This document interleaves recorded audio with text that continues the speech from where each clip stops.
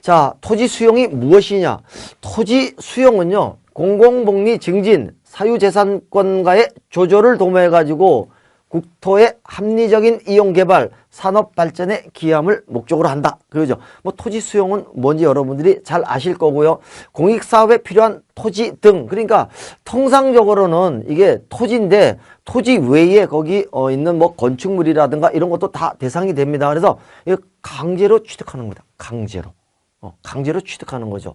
자, 그럼 이제 이 토지 수용은 어떤 법률에 근거를 해가지고 수용을 하느냐?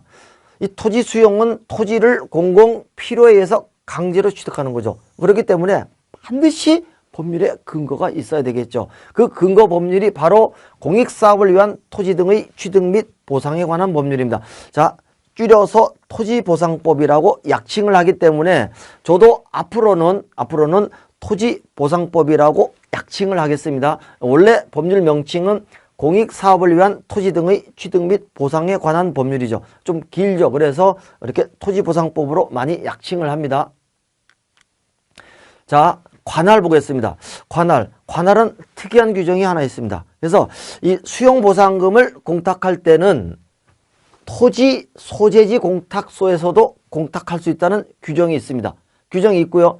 그 다음에 이 수용보상금 공탁도 변제공탁입니다.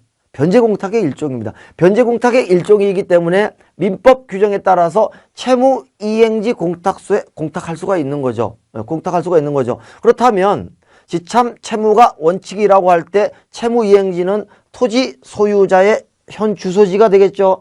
자, 따라서 수용보상금 공탁은요, 관할이 두 군데가 나옵니다. 첫째는 채무이행지, 즉 토지 소유자의 주소지가 될 테고요. 그 다음에 두 번째는 토지 소재지죠. 실무를 보면 주로 토지 소재지 공탁소에 공탁하는 경우가 많은 것 같아요.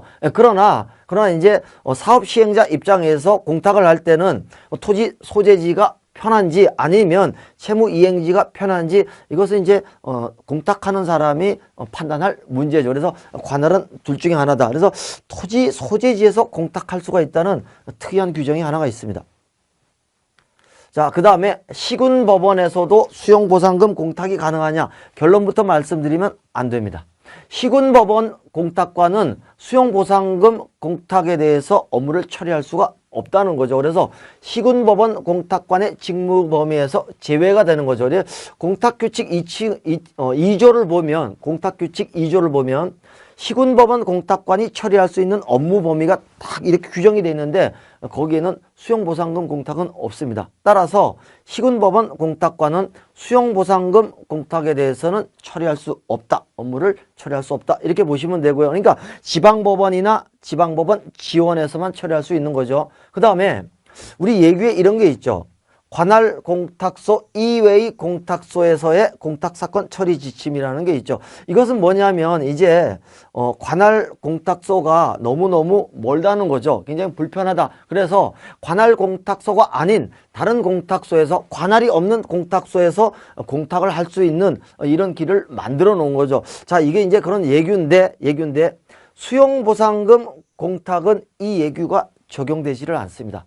따라서 수용보상금 공탁은 오로지 관할 공탁소에만 공탁이 가능합니다. 그래서 아까도 얘기했지만 채무이행지라든가 아니면 토지 소재지에만 공탁을 해야 되고요.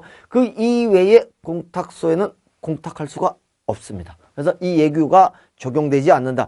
그래서 이 수용보상금 공탁은 좀 제한이 있기 때문에 시군법원 공탁관도 처리할 수가 없고요. 그 다음에 관할 공탁소 이외의